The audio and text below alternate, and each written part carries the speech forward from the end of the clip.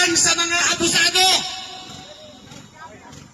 Kitang-kita po natin, mga kababayan, kung paano po sinalauna, binastos, pinagsamantalaan ang taong bayan.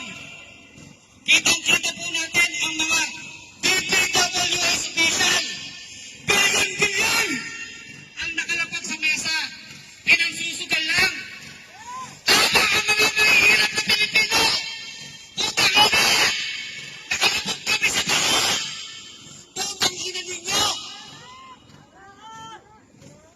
Ang mga vendor, kapag may konting mali na nagtitinda sa sidewalk, pinalalayas.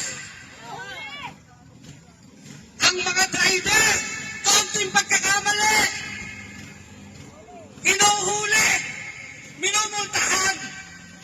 Ang mga nagnanakaw ng isang lata ng sardinas, kinukulong. Mga putang ina nyo.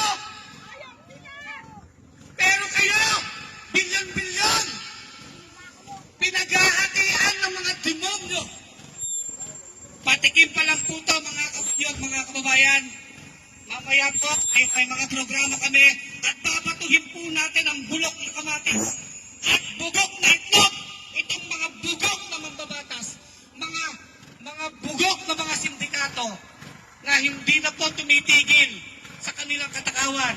Para sa ating pananalita, tatawagin natin para makapagsalita sa ating programa, isang mabilisang programa, ang ating ang Vice President ng Bunyag External,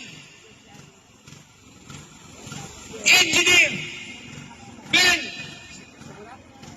Bel Simalia. Opo, ang pangalan si Alita.